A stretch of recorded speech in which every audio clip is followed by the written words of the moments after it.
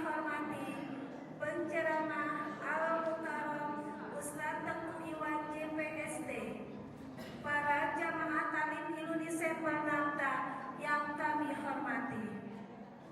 Puji syukur hanya kepada Allah Subhanahu wa Ta'ala, Rabb Pencipta alam semesta. Atas limpahan rahmat dan karunia-Nya, kita dapat berkumpul dalam acara taklim Indonesia Pernamta dalam keadaan sehat walafiat pada hari ini, hari Ahad tanggal 23 November tahun 2025, bertempat di Masjid Al-Bukhari. Pada kesempatan kali ini, angkatan 89 menjadi pelaksananya. Salawat teriring salam senantiasa tercurah kepada suri taulat kita, Nabi Muhammad Sallallahu Alaihi Wasallam, kepada keluarganya, para sahabatnya, dan kepada kita umatnya yang berharap syafaat yaumil akhir. Hadirin yang kami hormati, mari kita buka taklim ini dengan bersama-sama membaca suratul Fatihah. Hal hadinya wa kuli niatin soleha wa ala hidratin nabil al-Fatihah. A'udhu billahi minasyaitonir rajim. Bismillahirrahmanirrahim. Alhamdulillahi rabbil alamin. Ar-Rahmanir Rahim. Maliki yaumiddin. Iyyaka na'budu wa iyyaka nasta'in. Ihdinas siratal mustaqim. Siratal ladzina an'amta 'alaihim ghairil maghdubi 'alaihim waladdallin. Amin. Alhamdulillahirabbil alamin, wassalatu wassalamu ala asrofil anbiya'i wal mursalin sayyidina Muhammadin wa ala alihi washabihi ajmain. Rabbi israh li sadri wa yassir li amri wahlul 'uqdatam min lisani yafqahu qawli. Amma ba'du. Yang terhormat Ketua Iluni Sempel Nanta, yang kami hormati Ketua Bidang Sosial Iluni Sempel Nanta, yang kami muliakan Ustadz Tengku Iwan JPST, serta seluruh jamaah alumni Sempel Nanta sekalian yang berbahagia. Alhamdulillah, segala puji bagi Allah yang telah memberikan kita kesempatan untuk berkumpul siang ini dengan penuh berkah. Salawat serta salam senantiasa kita sampaikan pada junjungan kita Nabi Muhammad Sallallahu Alaihi Wasallam yang telah membawa kita kepada jalan yang benar. Alhamdulillah, dengan rahmat dan karunia-Nya kita kembali berkumpul di Masjid Jami Al-Bukhari dalam rangka pengajian rutin Iluni Sempel Nanta yang telah menjadi bagian yang tak terpisahkan dari perjalanan spiritual kita. Terima kasih kami ucapkan kepada DKM Masjid Al-Bukhari yang telah mengizinkan kami mengadakan kegiatan pengajian siang ini. Terima kasih kepada Ustadz Tengku Iwan JPST yang telah menyempatkan waktunya untuk memberikan ilmu dan hikmah kepada kita semua dengan tema hari ini, menata hati di jalannya. Dan tak lupa terima kasih kami ucapkan kepada seluruh alumni Sempel Nanta yang telah hadir di sini. Kehadiran dan partisipasi Bapak dan Ibu sekalian sangat berarti demi kelancaran dan keberkahan acara pengajian kita hari ini. Kami dari Sempel 89 juga ingin menyampaikan permohonan maaf apabila terdapat kekurangan dan ketidaksempurnaan dalam pelaksanaan acara hari ini. Semoga Allah Subhanahu wa Ta'ala senantiasa merahmati langkah-langkah kita dan menjadikan setiap upaya kita dalam menuntut ilmu sebagai amal yang diridhoinya. Amin. Mari kita sama-sama mendengarkan dengan khusyuk apa yang akan disampaikan oleh Ustadz Tengku Iwan JPST, dan semoga ilmu yang kita peroleh dapat menginspirasi perubahan positif dalam kehidupan kita sehari-hari dan memperkuat tali silaturahmi di antara kita. Amin ya rabbal alamin. Demikianlah sambutan dari kami. Lebih kurangnya mohon maaf. Wassalamualaikum warahmatullahi wabarakatuh. Terima kasih kepada Ibu Yanti. Selanjutnya yaitu sambutan. Assalamualaikum warahmatullahi wabarakatuh. Innal hamdalillah nahmaduhu wa nasta'inuhu wa nastaghfiruh wa na'udzu billahi min syururi anfusina wa min sayyiati a'malina. May yahdihillahu fala mudhillalah wa may yudhlil fala hadiyalah. Asyhadu an la ilaha illallah wahdahu la syarikalah wa asyhadu anna Muhammadan abduhu wa rasuluhu dan nabiyana. Yang saya hormati Ketua Alumni Sampel 89 Pak Yuryanti. Yang saya hormati juga pengurus dari Masjid Al-Ukhuwah Bang Mulyo Suseno. Kebetulan beliau juga pernah tetangga dari sama kita di RW 12. Yang saya hormati juga Ketua Alumni atau Ketua Umum Alumni Sampel Nanta Bang Indra Irawan. Yang saya hormati juga kakak-kakak semua yang ada di sini berkumpul di Masjid Al-Ukhuwah dalam rangka silaturahmi dan juga mendengarkan taklim yang insya Allah akan disampaikan oleh Ustaz Tengku Iwan JPST. Tak lupa Pak Ustaz. Salam dan salam selalu tercurah pada junjungan Nabi Muhammad Sallallahu Alaihi Wasallam. Semoga kita semua yang berada di sini insya Allah mendapatkan syafaat yang hisab nanti. Kakak yang saya hormati, alhamdulillah kita ataupun bidang sosial sudah melaksanakan ataupun kegiatan taklim ini sudah berjalan kurang lebih 1 tahun. Yang kita mulai kemarin dari bulan Oktober 2024 dan sampai saat ini sudah insya Allah 13 kali pertemuan. Dan yang sekarang adalah alumni Sampel 89. Guna dan tujuan dari taklim ini adalah satu, mengajak kita untuk menambah wacana atau ilmu agama yang insya Allah akan disampaikan oleh Pak Ustadz Iwan sendiri nanti. Yang kedua juga menambah silaturahmi dengan kakak-kakak semua yang mungkin selama ini kita tidak begitu dekat atau tidak begitu kenal, yang mungkin dengan adanya ajang silaturahmi ataupun ajang taklim ini kita satu sama lain akan saling mengenal. Kedua juga kegiatan sosial di Indonesia Konamta memang cukup banyak, cuman intinya yang kita ambil hanya 2 poinnya, yaitu kegiatan infak Jumat sama satu lagi kegiatan zakat fitrah yang setiap tahun. Nah, kegiatan infak Jumat ini memang sering kita share setiap hari Jumat, yang mana tujuannya adalah uang infak ini kegunaannya adalah untuk bila mana ada keluarga besar di Indonesia Konamta yang sakit, akan kita berikan donasi sebesar Rp300.000, dan bila mana ada keluarga besar Indonesia yang meninggal dunia, kita akan berikan donasi sebesar 500. Nah, kemudian juga ada zakat fitrah, dan itu biasanya kita laksanakan setiap menjelang Ramadan. Jadi harapan saya untuk kakak-kakak yang hadir di sini, tolong sampaikan juga mungkin ke angkatan-angkatan lainnya. Jadi usahakan untuk infak yang bukan berkah ini, yang mana tujuannya nanti uang tersebut yang tadi saya sampaikan, yang kita distribusikan bagi yang sakit ataupun yang meninggal. Dan kedua juga bila mana nanti pas Ramadan, diharapkan juga kami mengimbau para kakak semua untuk memberikan zakat fitrahnya di Indonesia Konamta. Jadi kita kembangkan ataupun kita hidupkan sosial ini untuk kegiatan di depan Indonesia Konamta. Mungkin itu saja dapat saya sampaikan.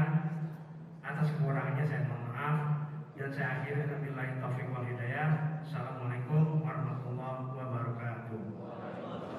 Alhamdulillah, alhamdulillahirabbil alamin, wassalatu wassalamu ala asyrofil anbiya'i wal mursalin wa ala alihi wa sahbihi ajmain. Yang terhormat Al-Mukarram Pak Ustaz Tengku Iwan, ini luar biasa di 89 mengundang orang hebat ya. Anggota dewan yang waktunya ini luar biasa. Tapi ini mutlak beliau karena konstituennya ya, warga Cibodas, warga Karawaci. Tapi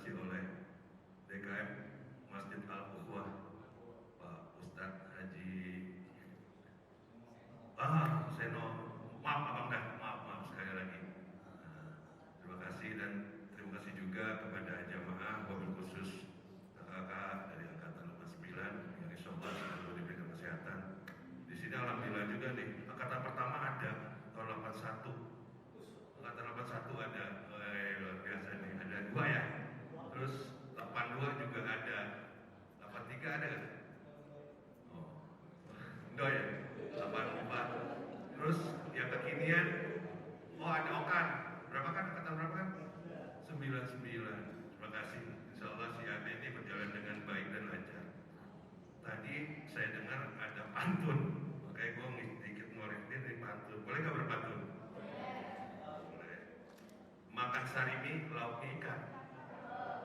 Hangat-hangat dengan perapian. Bila silaturahmi kita abaikan, bisa-bisa hidup kesepian. Oh, Bang Oji, hari yang baru Bang Oji. Terima kasih semuanya. Ini suasana silaturahmi yang luar biasa.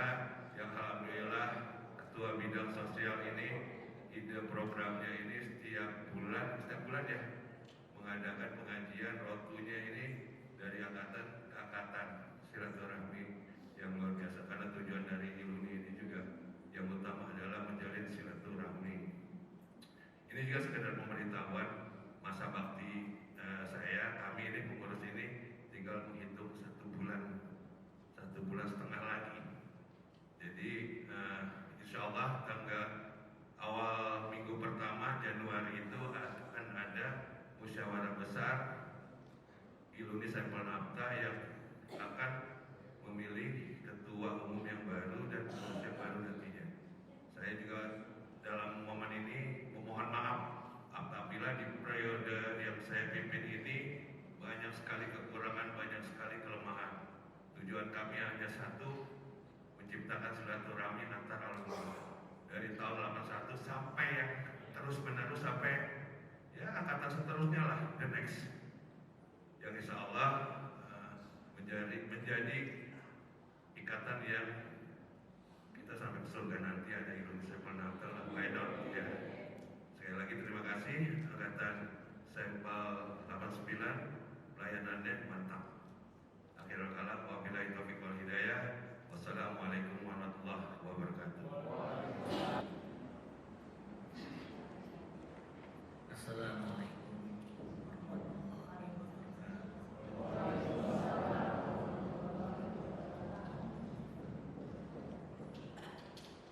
A'udzu billahi minasy syaithanir rajim.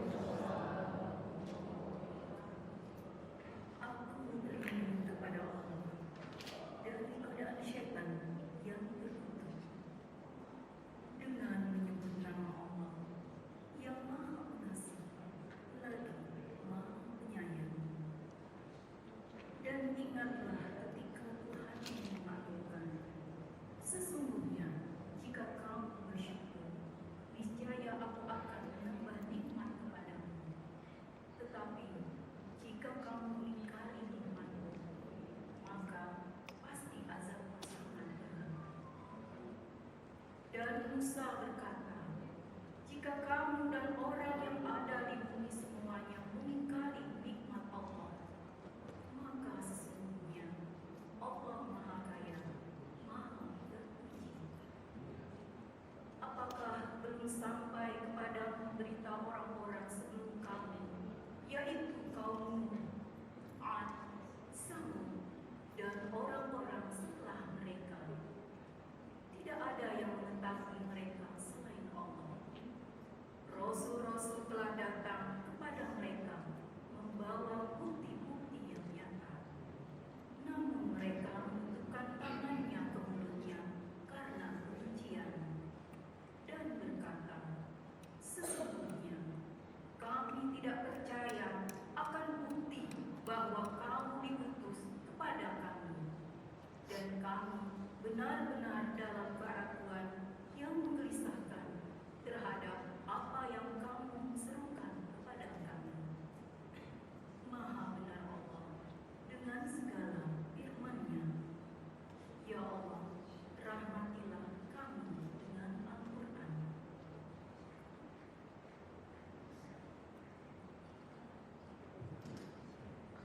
Warahmatullahi wabarakatuh.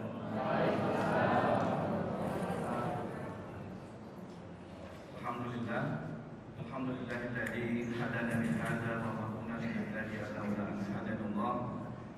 Asyhadu an la ilaha illallah wahdahu la syarika lah wa asyhadu anna Muhammadan abduhu wa rasuluhu la nabiyya ba'da. Allahumma shalli ala sayyidina Muhammad wa ala ali sayyidina Muhammad. Amma ba'du. Allah Ta'ala fil Qur'anil Karim, a'udzu billahi samii'il 'aliim minasy syaithanir rajim.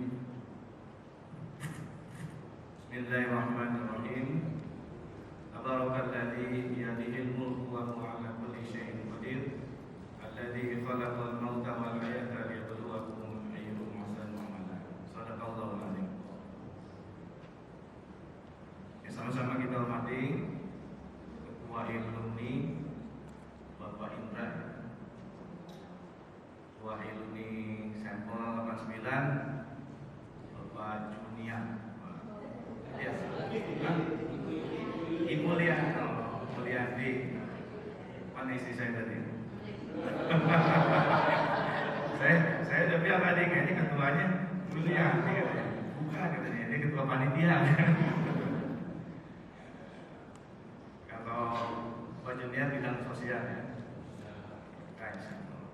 Saya berbaik Bapak Seno, para asatid, ustazat yang hadir, dan seluruh alumni sampel SMP 5. Alhamdulillah, puji syukur kita panjatkan kepada Allah Subhanahu wa Ta'ala. Allah yang Maha Besar tidak menjadi kerdil lantaran banyak hamba-hambanya yang durhaka terhadap syariat Islam. Allah yang memberi rezeki tidak bakhil kikir terhadap hambanya, meskipun setiap hari dan waktu kita terus-menerus memohon dan meminta kepada-Nya. Dan Allah yang Maha Agung lagi Maha Mulia tidak mungkin berlaku zalim terhadap hamba-hambanya, meskipun kelimpah maksiat kerap kita lakukan dengan sengaja di hadapannya. Kita bersyukur kepada Allah Subhanahu wa Ta'ala atas segala nikmat karunia-Nya yang setiap hari dicurahkan kepada kita. Meskipun pada hari-hari yang lalu, bahkan hari ini, teramat banyak ajaran Islam yang belum sempat kita tunaikan. Kita bersyukur kepada Allah Subhanahu wa Ta'ala yang setiap menitnya senantiasa memberikan perlindungan kepada kita semua, sehingga pada hari ini kita sampai di masjid yang dimuliakan Allah ini, Masjid Al-Nurullah. Meskipun Allah Maha tahu, Allah Maha melihat bahwa pada menit-menit yang lalu, mungkin menit ini, kita masih gemar mengkoleksi dosa dari hari ke hari. Alhamdulillah, siang menjelang sore ini Allah pertemukan kita semua di Masjid Al-Quwa ini dalam rangka tolabun ini Aqarrab ilallah. Oleh karena itu gunakan waktu yang singkat ini ya, sampai 2:30 ya, belum menjelang asar ya. Karena saya juga mau ada acara lagi. Mohon maaf ya. Saya pikir jam 1 tadi mulai ya. Tapi nggak apa-apa kan.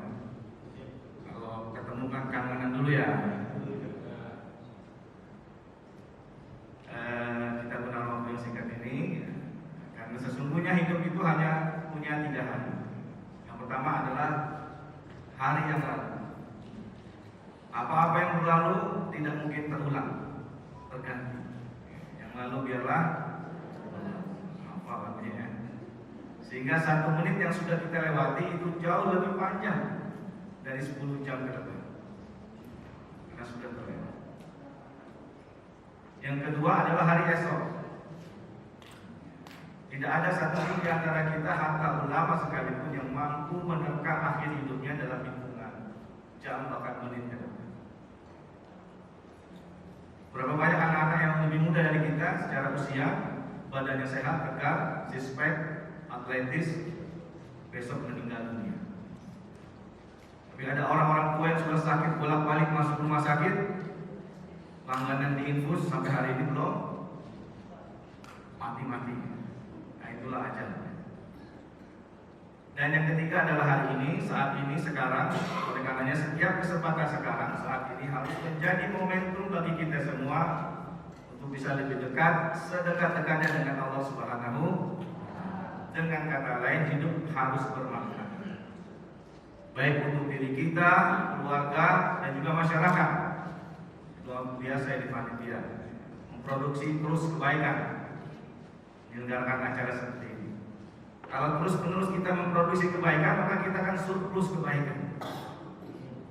Kita jangan mau menjadi orang yang hanya menikmati kebaikan orang lain, nanti defisit kebaikannya. Tapi produksi terus kebaikan demi kebaikan. Kalaupun nanti kita mati, maka matilah secara terhormat. Jadi hidup itu mulia, matilah secara terhormat. Baik dalam pandangan manusia, apalagi dalam pandangan Allah Subhanahu wa Ta'ala. Jangan sampai Bapak Ibu sekalian, ketika kita mati hanya 3 kata yang kita bawa menghadap Allah Subhanahu wa Ta'ala. Yang pertama, tempat tanggal lahir. Mas Eno, tanggal lahir berapa? Tahunnya nggak disebutkan ya? Umur masih 25. Alhamdulillah. Yang kedua, nama lengkap. Nama lengkap siapa Mas Eno? Mulyono. Yang ketiga apa kira-kira? Kata yang ketiga apa? Tempat tanggal mati. Kapan Mas Eno? Jadi hanya ini yang kita bawa. Sementara tetangga kiri, depan, belakang, teman kita, sejawat kita tidak pernah merasa kehilangan atas kepergian kita, karena memang kita cekap dengan kegiatan-kegiatan positif. Kita sepi dari aktivitas amal, jadi hidup bermakna, mati juga bermakna. Saya paling banyak halaman untuk menghilangkan grogi aja. Saya bukan ustaz ya, karena tidak pernah nyantri, ST, hanya dai, bali bungani, walau banyak. Insyaallah banyak ustaz di sini, nanti tolong dikoreksi kalau ada kesalahan.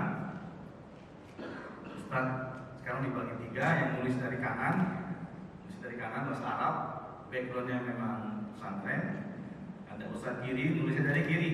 Sebenarnya ST dipanggil ustaz ini, karena lagi tren ustaz tengah atau ngisi pakai laptop ini, sorot. Tapi insyaallah ini hanya tazkirah, saling mengingatkan di antara kita. Bapak Ibu sekalian, kira-kira apa sih yang membuat kita ini berwujud, yang membuat kita ini pusing, kepala tuh pening 7 keliling, mumet? Apa kira-kira? Tanggal 2 kira-kira? Jawabannya dunia. Itu yang buat kita pusing. Betul nggak Bu? Tapi masalahnya hukum waktu kita itu di dunia. Kita belum mati. Kita tidak bisa menghindar dari dunia. Justru Islam itu datang kemudian untuk mengajarkan cara kita mengelolanya dan cara hati kita mengelola dunia ini supaya nggak pusing dulu gitu ya. Ada hadis, jadi bukan dari orang-orang yang anti dunia, bukan hadis. Inna dunia ma'punun mafi. Dunia itu terlaknat. Jadi dunia itu terlaknat. Dan segala yang terkandung di dalamnya adalah terlaknat. Jadi kita ini laknat. illa, ada ilah kecuali. Salah satunya adalah orang yang menuntut ilmu agama. Jadi kita juga lakukan. Kita bisa menjadi sebab orang terhalang menuju Allah Subhanahu wa Ta'ala. Pun sebaliknya, orang lain bisa menjadi penghalang kita menuju Allah Subhanahu wa Ta'ala. Mau taklim datang teman ngajakin ke kafe, gitu ya. Ada aja lah. Jadi kita ini lakukan ini semuanya. Tapi ada ilah dan kecuali, berarti ada kebeningan di situ, ada oase, ya. Oase kebingungan kita ya. Kalau kita bisa menangani dunia. Nah, yang menjadi catatan adalah bahwa dunia itu buat kita, bukan kita yang buat dunia. Jadi dunia itu buat kita, bukan kita buat dunia. Allah jelaskan itu dalam surat Al-Baqarah ayat 29. A'udzubillahi minasyaitonir rajim. Walladzi khalaqa lakum ma fil ardi jami'an tsumma istawa ila as-sama'i fasawwahunna sab'a samawati wa huwa bikulli syai'in alim. Jadi artinya dialah Allah yang menjadikan segala yang di bumi untuk kamu. Di segala yang di bumi ini untuk kita. Jadi dunia itu bagi kita. Sebab kesalahan cara pandang ini juga akan mempengaruhi keseharian kita nanti, termasuk ibadah kita kepada Allah Subhanahu. Ini semua nah, kita kalau lawan singa kira-kira menang nggak? Itu ketemu singa berantem gitu, menang nggak? Tapi kenapa mereka bisa kita penjarakan?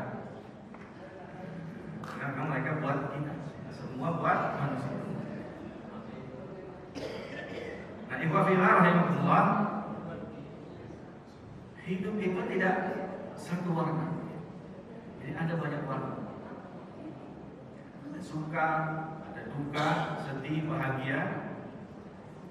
Tapi memang sebagian orang itu lupa bahwa seperti itulah kenyataan hidup yang sesungguhnya. Ada banyak warna. Mungkin bisa jadi karena keterbatasan rasa bahagia dalam suka atau rasa sedih dalam duka. Kan ada keterbatasan kita sebagai manusia. Berapa lama sih kita bangga-banggakan apa yang kita miliki? Sebentar aja. Paling sepekan lagi kita tiduran tetap selipnya biasa. Mobil yang perlu kita idam-idamkan begitu punya biasa. Ada keterbatasan Nah, tidak jarang kemudian keterbatasan rasa itulah yang kemudian menggiring pandangan orang kepada si pembuat kehidupan ini, yaitu Allah Subhanahu wa Ta'ala. Tidak jarang begitu. Bahwa dianggap yang namanya suka, bahagia atau sejenisnya, kalimat yang sama, kata yang sama itu adalah kemuliaan dari Allah Subhanahu wa Ta'ala. Sebaliknya yang namanya duka, sedih itu adalah kehinaan dari Allah Subhanahu wa Ta'ala. Itu Allah jelaskan dalam surat Al-Fajr. Fa amal insanu idza mabtalahu rabbuhu fa akramahu apa terus? Wa na'amahu fa yaqulu rabbi akram. Jadi adapun manusia kata Allah apabila Tuhan yang memujinya dengan dimuliakannya, dia langsung GR. Jadi kalau dipuji, memujinya dengan kesenangan, dia merasa Allah sayang sama dia. Allah sedang memuliakan. Arti kita mesti hati-hati. Karir naik, rezeki terus naik, merasa seolah-olah Allah sayang.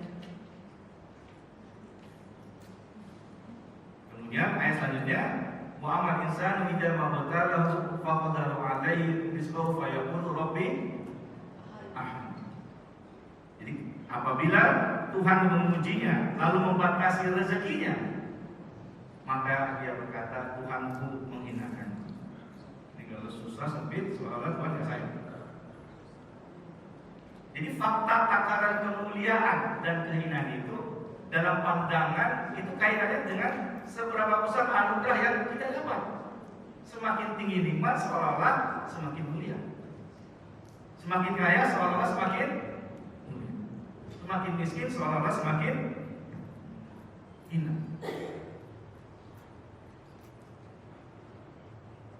Nah, sebagian orang mungkin merasa sulit untuk menerima kenyataan bahwa sesungguhnya hidup kita ini bukan pada dua takaran itu. Tapi orang mukmin itu adalah hidup itu adalah apa namanya? Ujian. Jangan sampai hati kita terjebak pada dua takaran ini untuk menuju Allah Subhanahu wa Ta'ala. Hidup itu adalah ujian. Selama kita hidup di dunia, maka ujian. Bapak Ibu sekalian, dunia itu tempat ujian, dia bukan tempat pembalasan. Bukan tempat pembalasan. Kalaulah dunia tempat pembalasan, buat apa ada surga neraka? Buat apa ada sirat, yaumil hisab, mizan? Sehingga kadang bisa jadi ada orang bertanya, kenapa Allah Subhanahu wa Ta'ala yang maha perkasa, maha kuasa, maha besar, membiarkan begitu saja rakyat Palestina dibantai habis-habisan sampai sekarang? Bukankah mudah bagi Allah membalikkan tangan, mutar rudal kembali? Kan mudah. Karena memang dunia tempat ujian, bukan tempat pembalasan. Nah, ini akan sama ketika kita berada di era Firaun. Kita mungkin sebagian akan bertanya juga, kenapa Allah biarkan seorang ibu yang lemah masyitah bersama anak yang kecil dilempar ke wali yang mendidik? Nah, ini adab juga kan kita mempertanyakan kepada Allah. Karena dalam surat Al-Anbiya disebutkan bukan kita tidak pernah bertanya, justru kita nanti yang ditanya. Jadi tempat ujian. Tetapi kan kita tahu di mana sekarang kira-kira tempatnya Firaun, di mana dan di mana tempatnya Masyitah. Bahkan aroma wanginya tercium ketika mi'raj Rasulullah Sallallahu Alaihi Wasallam. Justru nanti kita ditanya, kenapa ente nggak pernah doain Palestina? Kalau nggak bisa ngapa-ngapain lagi, kenapa doa aja habis sholat nggak pernah? Bukan kita bertanya kepada Allah, kita ditanya, kenapa ini sama mukmin diam aja? Posting ke Palestina gitu, ajak yang lain misalkan. Jadi hidup itu adalah ujian. Dan yang namanya ujian itu tidak melekat pada satu warna. Tidak hanya pada duka yang memang seringkali lebih cepat terasa. Ujian juga saat kenikmatan itu datang kepada kita dalam kesukaan.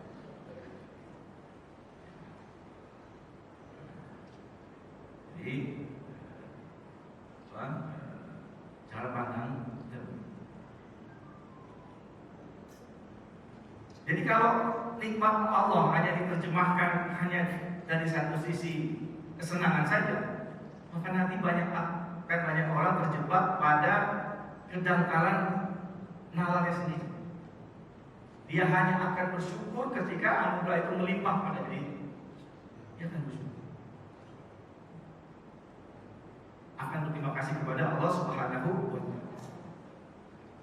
Tapi ketika anugerah menempati sisi lain yang tidak sesuai dengan apa yang diharapkan, maka syukur itu hilang. Syukurlah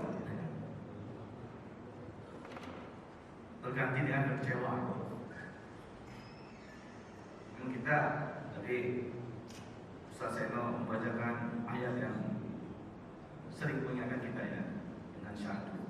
Dan syakartum la azidannakum wa la in kafartum inna adzabi lasyadid. Dan di ayat lain sedikit sekali kalian yang bersyukur.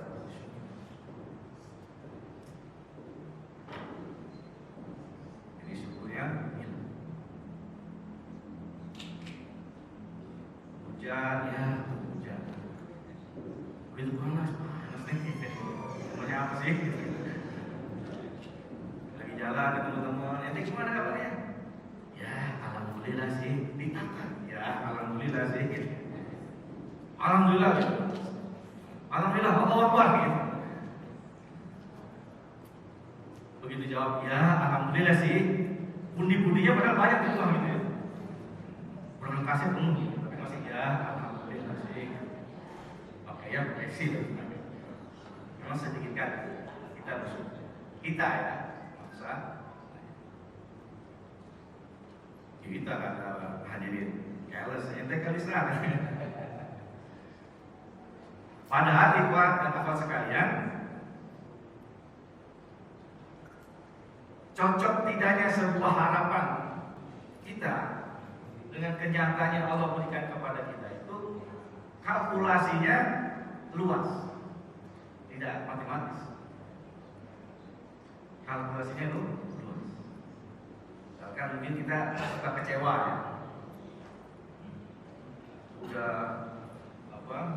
sampai di stasiun kereta sudah pergi. Biasanya kalau udah begitu kita apa yang keluar duluan? Hati kita kecewa pasti ya, runtuh ya, macam lah, nyalain keadaan gara-gara macet. Begitu kita pulang, kita mendengar kabar bahwa kereta itu mengalami kecelakaan. Jadi kalkulasinya. Atau ada orang yang sebentar lagi mau menikah, tidak selangkah lagi mau menikah, tiba-tiba pasangannya membatalkan dengan jalan.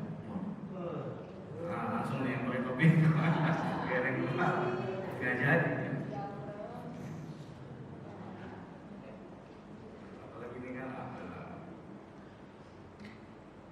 alumni kan, ada ini yang mantan cinlok gitu ya. Nggak ada ya, kalau nggak ada.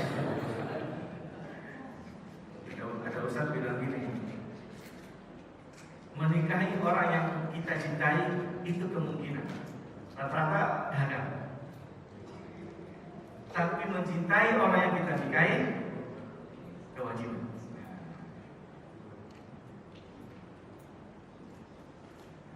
Dan kalau gagal nikah, hati kita langsung marah, terus kecewa. Padahal setelah itu 3 bulan kemudian kita mendengar kabar calon kita itu meninggal dunia.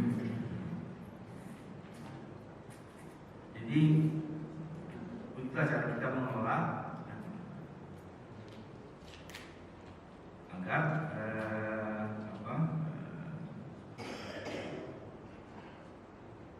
siap menghadapi ketetapan Allah Subhanahu.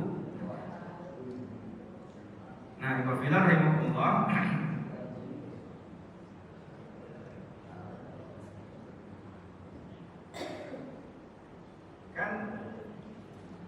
belum lagi kalau bagaimana hati ini mengelola kepuasan, kepuasan dalam hidup.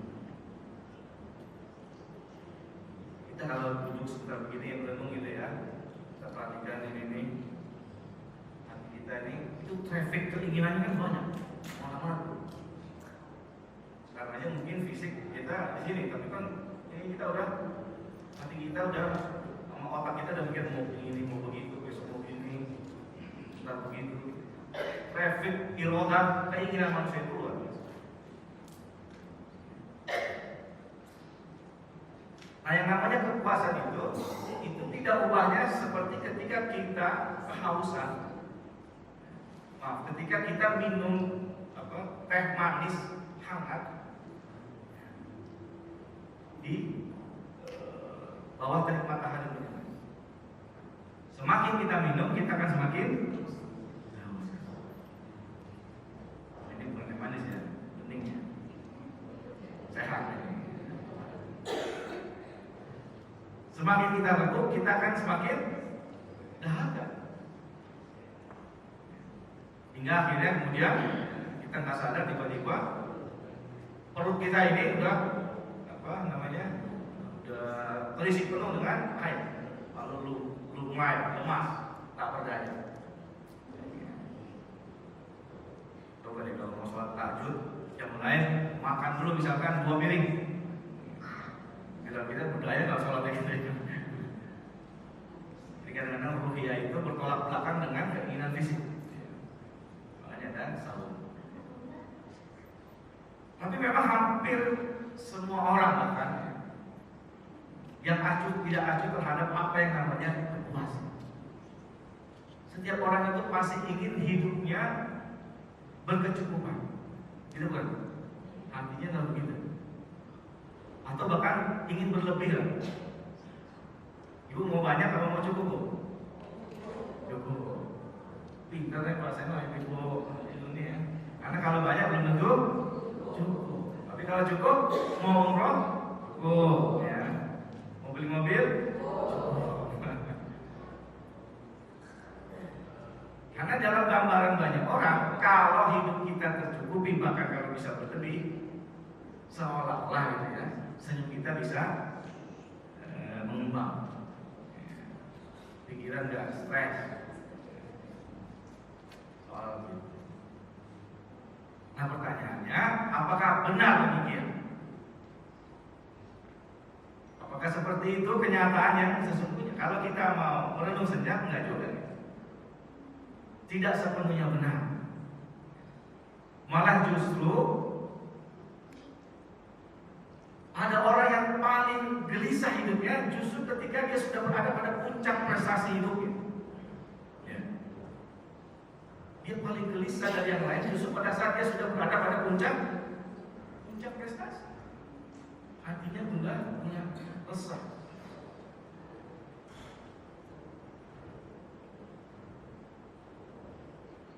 Contohnya Mr. Bean, Rowan Atkinson ya. Kan stres. Film kelimanya Angel, Johnny English ya. Dipasangkan miliarder filmnya, tapi ya film kelima itu Angel. Dia rela untuk mengeluarkan uang hanya untuk bisa tinggal di rumah depresi, menenangkan dirinya. Itu kurang apa miliarder? Bisa stres. Jadi kalau miliarder aja yang kaya bisa stres, apalagi kebanyakan tidak. Jadi Bapak Ibu sekalian, tidak selamanya kekayaan, ketenaran, kepopuleran itu bisa mendatangkan kebahagiaan. Nah, selamanya. Justru tadi ketika sudah ada pada puncak prestasi, kesohoran, kemasyhuran, itu badai yang menghajarnya juga semakin besar. Dia akan terhuyung-huyung. Dia terhuyung-huyung, khawatir kalau nanti jatuh lagi pada lubang kemiskinan.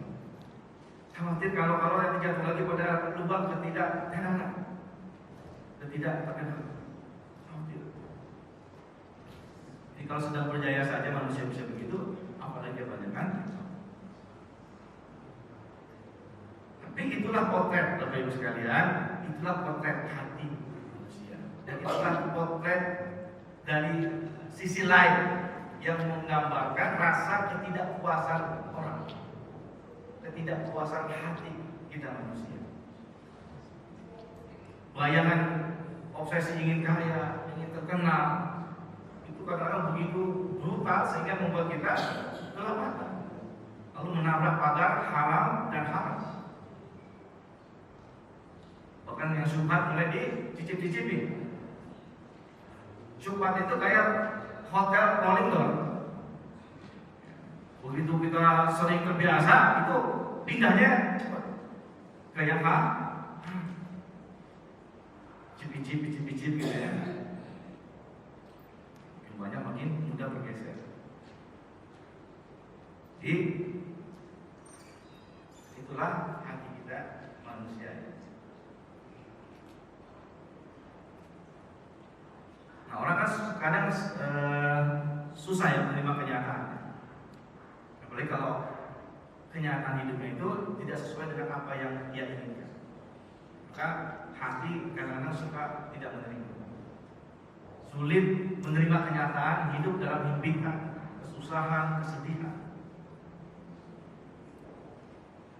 Selalu nanti membanding-bandingkan antara nikmat yang Allah berikan kepada orang lain, nanti mulai begitu, dengan nikmat yang Allah berikan kepada dirinya, banding-bandingkan. Makanya ada istilah tentang rumput tetangga lebih hijau.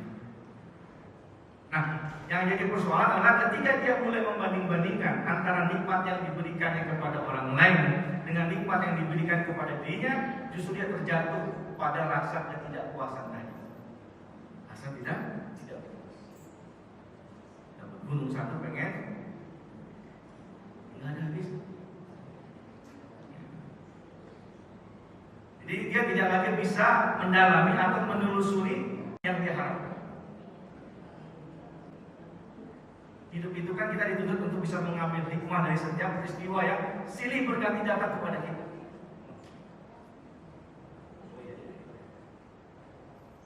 Hidup kan gitu doang ya. Senang, susah, bahagia, sedih, sukses, gagal. Pelakunya berubah-ubah. Jadi lakonnya berubah-ubah. Tapi itu beda dari dulu gitu-gitu aja, pembunuhan dari dulu. Sekarang dulu juga ada zaman Nabi Adam. Pengkhianatan ada, Korun, ring satu Nabi Musa disalah berkhianat dalam dakwah ada. Atau ulama Bapam bin Mu'ad. Hanya pelakunya diganti. Nah, kita dituntut untuk mengambil hikmah dari setiap peristiwa yang datang silih berganti kepada kita, baik dalam keadaan senang ambil hikmahnya, supaya hati kita tidak lupa kepada Allah Subhanahu wa taala, dan baik dalam keadaan sedih ambil hikmah. Baik, ada saya yang jawab. Waktu sudah setengah 3. Mudah-mudahan sekilas bisa memberikan gambaran kepada kita semua, khusus kepada diri saya pribadi, mengingatkan kepada kita bahwa kita sebagai manusia punya banyak keinginan-keinginan yang bisa jadi tidak semua keinginan itu terpenuhi. Ada perasaan kita yang belum bisa menerima. Itu yang bisa saya sampaikan. Billahi taufiq wal hidayah. Wassalamualaikum warahmatullahi wabarakatuh. Terima kasih Pak Ustadz. Untuk hadirin sekalian yang mau bertanya dipersilahkan. Ada cenderamata untuk 2 pertanyaan. Kami persilahkan.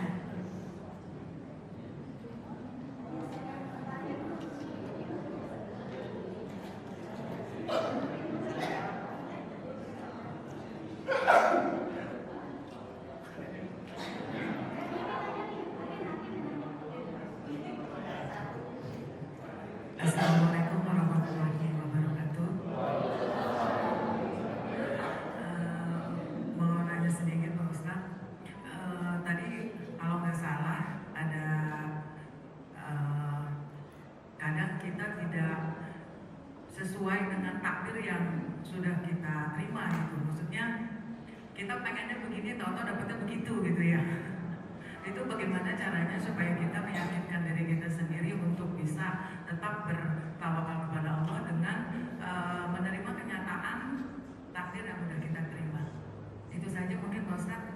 Assalamualaikum warahmatullahi wabarakatuh.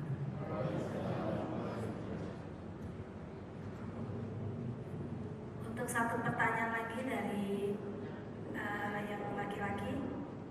Ayo, ada hadiah menanti.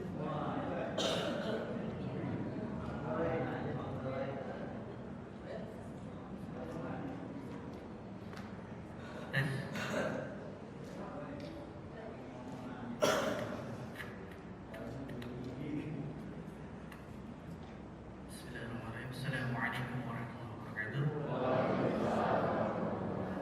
Izin bertanya Ustaz, dari kami perwakilan Rakatan 2000 mengenai rasa syukur dan iman tadi. Sebenarnya ada pertanyaan besar bagi para muda-mudi seperti kita ini,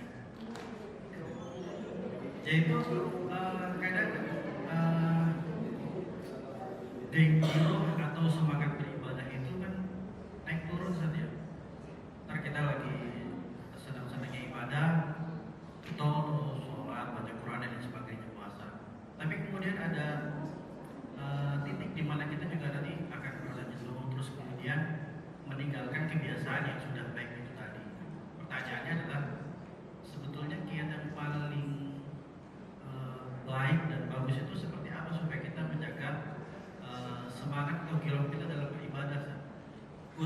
khususnya di zaman yang seperti saat ini, ya, banyak sekali godaan dan terpaan dari mana-mana, dari depan, belakang, kiri, atas, bawah. Begitu saja. Subhanallah, pertanyaannya yang paling terakhir dari angkatan paling muda ini. Cukup gue ya. Baik, yang pertama soal ketetapan Allah ya.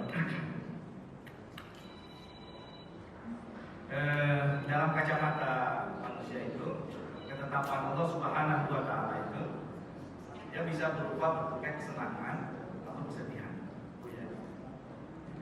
keberhasilan atau kegagalan. Nah, pertama kita mesti memahami bahwa dunia ini bukan milik kita. Dunia ini milik Allah Subhanahu wa Ta'ala.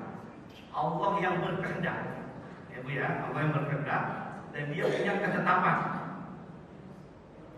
Dan tadi siapapun kita tidak berhak bertanya mengapa Allah begini, mengapa Allah begitu. Justru kita akan tanya, kenapa kita tidak sholat, kenapa kita tidak jadi orang baik. Tadi terkadang apa yang kita inginkan itu bisa saja, tidak selalu, bisa saja dikabulkan. Tapi sementara tidak jalan juga rencana-rencana yang sudah kita susun matang, sudah kita rapatkan bahkan detail, itu mengalami kegagalan total, gagal. Kadang-kadang kan jadi susah dicerna oleh akal kita sebagai manusia. Misalkan menghafal rencana-rencana baik yang melakukan orang-orang baik, tapi gagal.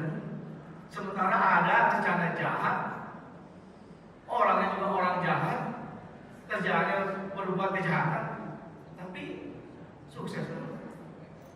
Kan kayak gitu-gitu sekarang menguasai dunia. Kita enggak. Kan gitu Bu ya? Iya. Ada yang sering berfitnah, sering macam-macam lah. Jadi sekali lagi susah kemudian kadang dicerna oleh. Nah, tetapi kemudian bisa memberikan ruang untuk kita bisa menyalurkan rasa dari kebingungan kita dengan memberikan beberapa jawaban yang tidak bertabrakan dengan kadar kemampuan kita. Ruang itu adalah mencoba untuk memahami apa yang namanya ketetapan Allah, kehendak Allah Subhanahu wa Ta'ala. Tugas manusia hanya ikhtiar. Rasul tidak mentang-mentang menjadi Rasul. Lalu ketika disuruh hijrah dia buka pintu lalu bilang Bismillahirrahmanirrahim tawakkaltu 'ala Allah la haula wala quwwata illa billah. Detail Rasul menyusun rencana, menunjukkan bahwa Islam menghargai proses. Maka di hadis yang lain tambatkan dulu kudamu baru tawakal. Kalau sudah maksimal tetapi kemudian ia meleset juga itu kehendak. Rasul menyusun rencana siapa yang menggantikan posisi tidurnya. Ali bin Abi Thalib kalau nggak salah, saya pernah dengar itu. Di sana ada semacam budaya Pak. Jadi tercela orang lagi tidur dibunuh, gitu. Jahiliyahnya begitu. Ya bagus juga walaupun jahiliyah ya tercela membunuh orang lagi tidur, gitu. Maka ditunggu dulu. Ali yang gantikan. Siapa yang namanya? Sahabat terdekatnya. Abu Bakar As-Siddiq yang chemistry-nya memang kena dengan Rasulullah. Kemudian siapa guide-nya? Non-muslim, boleh untuk urusan begitu. Karena dia tahu peta jalan, zigzag, supaya tidak ketahuan. Nah, maka kita mahir apa yang menurut kita baik itu belum tentu menurut Allah baik. Contohnya perang. Allah sebutkan, kalau nanti diingatkan ayatnya saya lupa, bahwa memang watak mukmin itu tidak suka perangan. Dalam Al-Quran sebutkan kamu tidak suka perangan, tapi di lanjutannya Allah wajibkan untuk berperang, meskipun kamu tidak menyukai. Baik menurut kalian, belum tentu baik menurut Allah Subhanahu dan sebaliknya. Itu Bu ya. Maka terakhir saya ingin mengatakan begini, misalkan sesuatu itu belum kita inginkan harus terjadi pada diri kita. Musibah misalnya, anggaplah musibah dan musibah, himpitan, kesusahan itu adalah kasih sayang Allah dalam bentuknya yang lain. Bagi seorang mukmin itu begitu cara melihatnya. Karena setiap mukmin itu dalam akidah seorang mukmin, segala sesuatu yang menimpa dirinya itu adalah khair, baik. Apapun yang menimpa diri seorang mukmin itu adalah khair. Kalau dia mau mengambil pelajaran dari musibah, kita dapat musibah. Kadang Allah sampai pengen ingin agar kita ini sebagai hamba-hambanya sampai pada satu keyakinan dan kesadaran penuh bahwa ternyata orang-orang yang selama ini dekat dengan kita, orang-orang yang selama ini sayang dengan kita, orang-orang yang selama ini membela dan membantu kita, ternyata mereka semua tidak bisa berbuat apa-apa, tidak bisa menolong kita kecuali hanya Allah Subhanahu. Sampai begitu Allah kasih musibah sampai kita pengen begitu. Hanya Allah bisa menolong kita. Jadi musibah. Kan kalau kita musibah, karena kalau orang dapat nikmat dia mobile. Coba ntar, ini tangan tua sih ya, tangan muda kan, belum masuk ke rekening Pak Ketua kan. Saya lah, kalau saya mobile kan mobile, dapat nikmat pasti mobile, mau nongkrong, beli ini beli. Dan kalau udah mobile begitu, kadang-kadang kita tuh sebagai manusia tuh ya, lupa diri.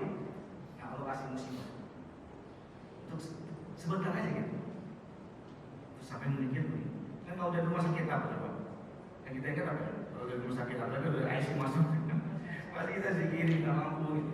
Jadi apa yang memang dilihat tidak baik bagi kita, bisa jadi itu baik tuh menurut pandangan Allah Subhanahu wa Ta'ala. Begitu ya. Yang terakhir, yang anak muda ini ya. Nah, jadi memang iman itu yazid, kadang naik, kadang turun. Itu karakter iman. Iman itu apa coba? Iman itu apa? Nah, ini dapat hadiah lagi dari Pak Sen tambahan. Apa dikawin terlalu bisa amal belakang. Itu jawaban Rasulullah ketika ditanya. Jadi iman bukan sekedar percaya. Secara bahasa apa? Kalau iman sekedar diartikan percaya, iblis juga sudah percaya. Ketika dia suruh sujud, dia kan nggak mau. Apa jawabannya? Saya lebih baik dari Anda. Ini ideologi iblis masih dipakai sekarang. 3 kata doang. Anda Vero, saya lebih baik dari dia. Kami lebih baik mereka. Kelompok kita lebih surga dari kelompok mereka. Nah, itu ideologi iblis. Lalu dia mengatakan, ya Allah, Engkau ciptakan aku dari api, dan Kau ciptakan Adam dari tin, tanah, urok, sehingga kembali ke. Jadi iblis percaya Allah yang menciptakan. Dia sudah percaya, bahkan bertatap langsung berdialog dengan Allah Subhanahu wa Ta'ala. Tapi Bapak Ibu benar, iman itu diyakini dan diucapkan dengan tasdik, ikrar, dan kemudian amal. Poin 1 dan 2 semua kita sudah lewat, insya Allah. Apalagi ikatan alumni, kita sudah meyakininya, kita sudah mengucapkan sholat diulang-ulang kan. Tapi begitu poin ketiga menuntut, maka fenomena iman itu yang tadi ditanyakan itu muncul. Apa itu? Ada banyak orang mengaku beriman kepada Allah Subhanahu wa Ta'ala, tapi dia mengerjakan yang dilarang, meninggalkan yang perintah. Ada orang mengaku beriman kepada Rasulullah, tapi tidak pernah mencintai Rasulullah. Jangankan mencintai, punya bukunya aja di rumah nggak ada, tapi dia bisa beli bakso tiap bulan sekali. Paling buku Rasul 100 ribuan, 200-an, 200 ribuan bagaimana? Orang yang kita cintai. Kalau kita baca buku sirah Rasulullah atau sirah Nabawiyah, kita akan kagum begitu masuk bab-bab peperangan, betapa hebatnya sahabat. Dan kita begitu masuk bab meninggalnya Rasulullah, pasti kita akan meneteskan air mata berkali-kali. Tapi kalau ditanya apakah Anda beriman? Kami beriman. Banyak orang mengaku beriman kepada Al-Quran tapi jarang berinteraksi dengan Al-Quran. Dan interaksi minimal dengan tilawatil Quran. Ini Al-Quran yang dahsyat. Ya, memang dia diapit oleh halaman per halaman. Kemudian diikat dengan sampul depan, sampul ya. Dibuatnya di mana? Percetakan, ya Ben. Percetakan banyak kan? Ini dibuatnya di mana nih? Percetakan.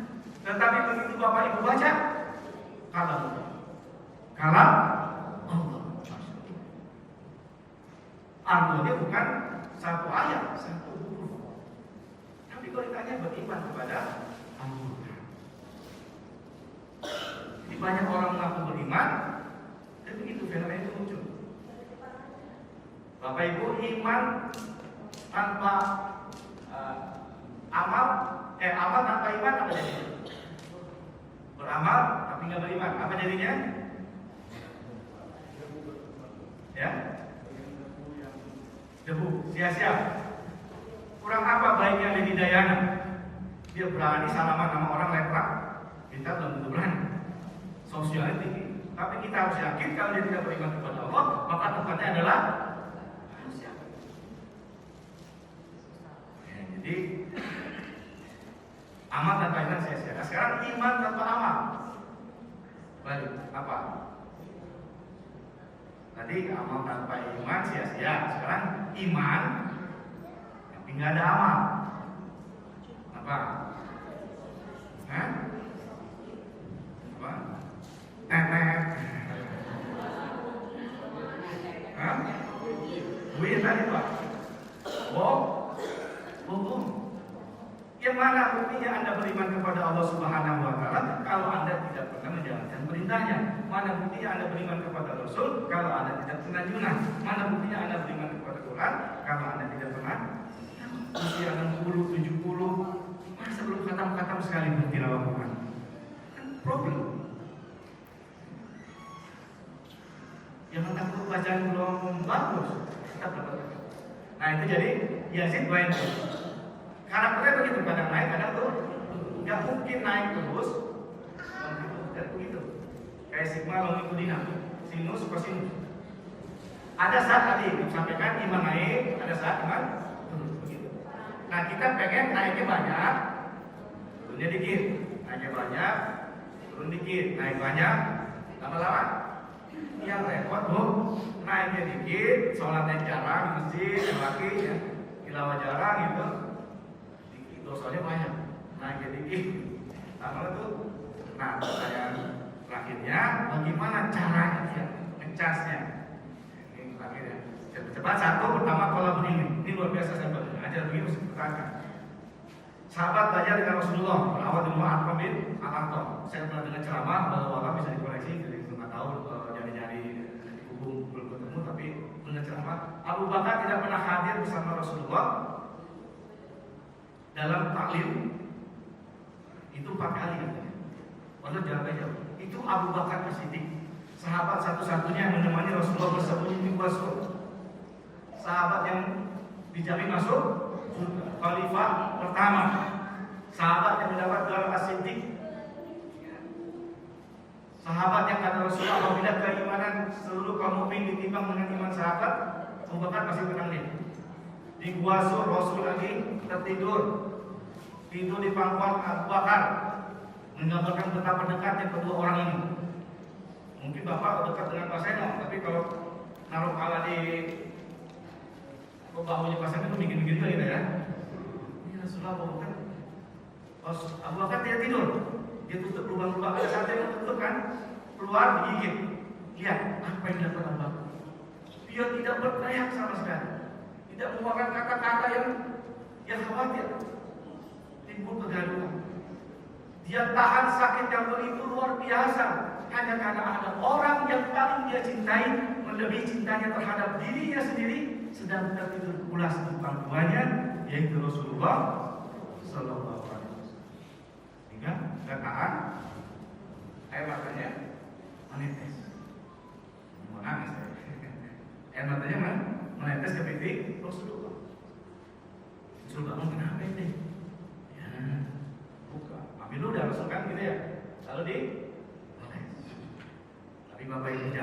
coba digit ajak imbau puskesmas. Nah itu salah satunya kalau gitu ya. Mudah-mudahan ada manfaatnya. Mohon atas segala kekurangan. Terima kasih hidayah. Wassalamualaikum warahmatullahi wabarakatuh. Baik, kita berdoa kepada Allah Subhanahu wa taala acara yang berkait dengan awal sifat astagfirullahaladzim, hamdan na'imin, hamdan yuwafi ni'amahu wa yukafi mazidah. Ya Rabbana lakal hamdu kama yanbaghi li jalali wajhika al-karim wa 'azimi sultanik. Billahi rabbana wa bil islami dinan wa bi Muhammadin nabiyyan wa rasulan.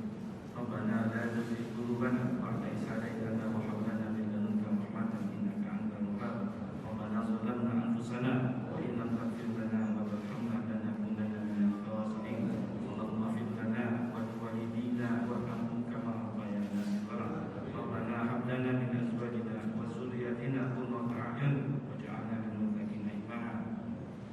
Rabbana atina fid dunya hasanah wa fil akhirati hasanah wa qina adzabannar. Subhana rabbika rabbil izzati amma yasifun wa salamun ala mursalin walhamdulillahi rabbil alamin. Zaman